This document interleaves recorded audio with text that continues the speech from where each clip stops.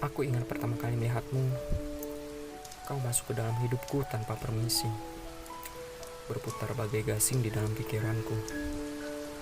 Entah kau milik siapa, hatiku keras kepala.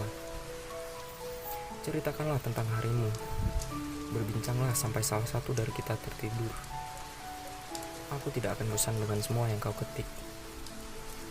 Betapa sering aku menduga-duga, adakah kode yang tersirat dalam kolom chat kita.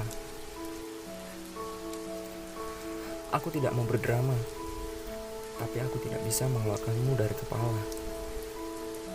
Aku tergila-gila hingga tak tahu lagi mesti berbuat apa. Ini semacam hasrat purba yang lebih tua dari manusia.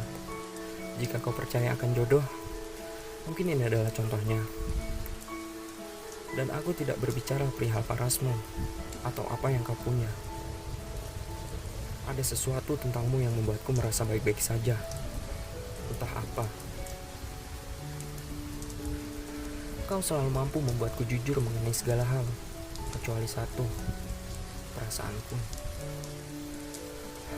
Andai saja aku mampu memberitahumu,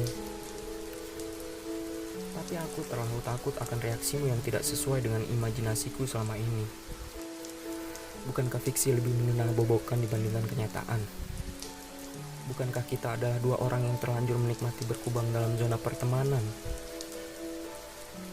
Tubuh kita berlumur harapan palsu. Tanganku menggapai-gapai mencari jalan keluar, sementara tanganmu mencegahku kemana-mana. Tunggu sebentar. Izinkan aku keluar dari zona pertemanan kita untuk sejenak. Akan kutunjukkan padamu sebuah gerbang menuju dunia paralel. Mari, ikut aku ke sana. Di dunia paralel, aku tidak perlu lagi repot-repot menyatakan apapun. Kau akan setuju untuk bersanding denganku tanpa perlu ada serengketan peristiwa yang membuat kita semakin pelik. Aku akan menjadi bumi untuk mentarimu, lirik untuk lagumu, hujan untuk bungamu. Di dunia paralel, keadaannya akan jauh lebih berbeda. Walau begitu, kau tahu akan tetap menjadi orang yang sama, yang merindukanmu dengan sederhana, mengejarmu dengan wajar, menyayangimu dengan luar biasa, dan menyakitimu dengan mustahil.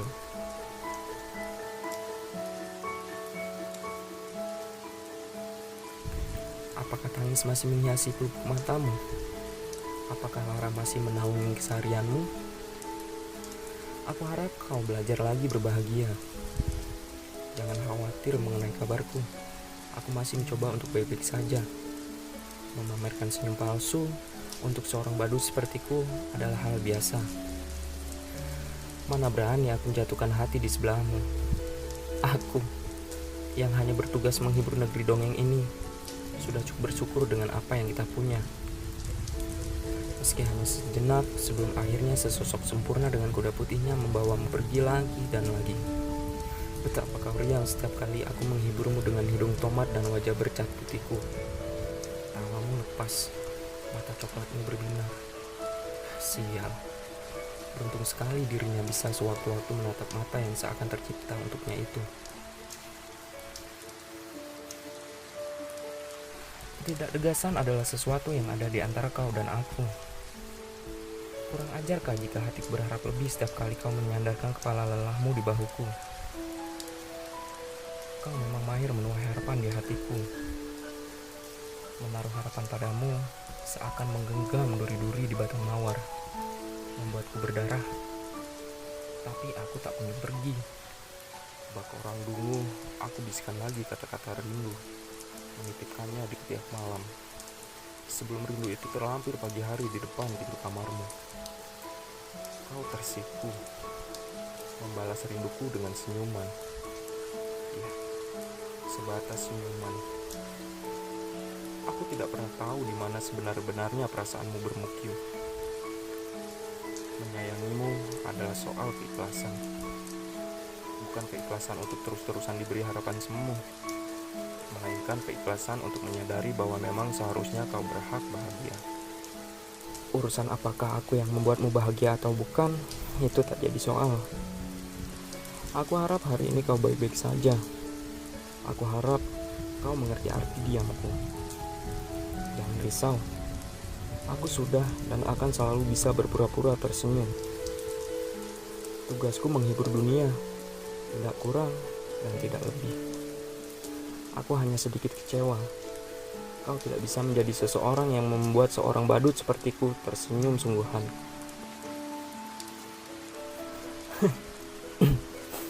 Ku dengar seseorang berhasil menghancurkan hatimu. Hampir saja aku yang terbiasa bertepuk sebelah tangan ini bertepuk tangan sambil memuji-muji karma. Tapi mana mungkin aku tega melihatmu berduka. Orang bodoh macam apa yang membiarkanmu terluka? Hah? Kau yang kuyakin tercipta saat Tuhan sedang gembira, sebenarnya pantas mendapatkan yang terbaik. Atau jika tidak, izinkanlah aku mencoba memberikan yang terbaik. Kau menangis deras. Katamu, ia pergi meninggalkanmu kedinginan di ujung bumi. Bahkan di saat seperti ini, kau masih berusaha tegar. Kita sama, entah terlalu pintar menyembunyikan perasaan, atau terlalu bodoh untuk menyatakannya. Sudahlah. Sesekali tak apa menjadi manusia biasa. Wajar untuk terluka, untuk membutuhkan tempat bersandar, untuk tidak baik-baik saja. Bahkan orang terkuat di muka bumi pun pernah berkabung. Semua itu butuh waktu, bukan paksaan. Saat semua tidak berjalan semestinya, kita bisa mengangkat tangan untuk menyerah atau mengangkat tangan untuk berdoa. Kuharap kau memilih yang kedua. Ayolah, hentikan isakanmu. Apa harus memprioritaskan orang yang hanya menjadikanmu pilihan? Hei, kau bukan pilihan ganda. Ya, bukan jawaban. Dan hidup kalian bukan kertas ujian. Bukan rezeki dia, tapi rezekimu untuk kelak dapat seorang yang bisa memprioritaskanmu. Yang tidak punya hati jangan dimasukkan dalam hati. Yang tidak punya perasaan jangan dibawa perasaan. Yang main-main tidak perlu dianggap serius. Kalau kau sedang rapuh, simpan sejenak hatimu. Biarkan proses dalam waktu menyembuhkan. Perasaan memang tidak bisa diburu-buru, tapi juga jangan berlama-lama meratapi seseorang yang tidak bisa menghargaimu. Dekatkan dirimu pada orang-orang yang membuatmu bahagia. Merekalah yang harus kau jaga. Yang lainnya hanya menumpang lewat. Jadi, sebelum menoleh lagi ke belakang, pastikan kau lihat seseorang yang menantimu di depan. Mengenang masa lalu bukan berarti harus mengulang. Kalau dia tidak bisa menghargai kesempatan baik yang kau beri dirimu sendiri kesempatan untuk mendapatkan kisah yang lebih baik. Karena yang benar-benar peduli akan menghentikan air matamu jatuh, bukan membuat air matamu jatuh. Ketahuilah, beberapa tangan melepaskan genggamannya saat hidupmu bertambah sulit agar tanganmu kosong dan bisa digenggam oleh seseorang yang tak akan pernah melepaskannya.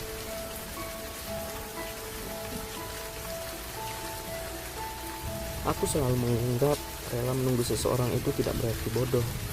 Itu hanya berarti teguh pendirian. Karena sekuat apapun kita menyangkal sesuatu yang dikatakan oleh hati, sekuat itu pula hati akan berusaha mendesak. Mungkin karena itulah aku tidak bisa meninggalkanmu sendirian. Meski dengan biadabnya, kau bertingkah seolah aku adalah buku harian yang cuma kau isi dengan keluh kesahmu tanpa perlu kau tanyakan bagaimana perasaanku. Kemudian kau mencari penghilang rasa sakit untuk meredamkan hari-harimu yang suram. Aku pun dengan sukarela menjadi pemeran pengganti untuk meredakan malam-malammu yang muram. Aku yang mendengarkanmu hingga jam 1 pagi adalah aku yang kau nafikan lagi dan lagi. Kau yang masih tenggelam dalam kenangan adalah apa yang ingin aku selamatkan. Celakanya, aku malah ikut terbenam dalam skenario yang kau ciptakan. Dan kita menjadi terbiasa untuk berpura-pura tertawa. Padahal kau dan aku tahu, aku mendambakanmu yang mendambakannya. Sampai kapan kita harus begini? Sampai nyaliku terkumpul untuk kau empaskan? Atau sampai kau terbang lagi menuju pelukan yang lainnya. Ternyata menjadi juara kedua itu sama saja dengan berpacaran dengan seseorang yang tidak pernah ada secara nyata.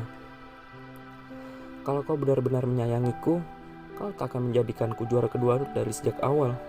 Menyebalkan. Aku ingin kau rindukan. Aku ingin kau kejar. Aku ingin kau buatkan puisi.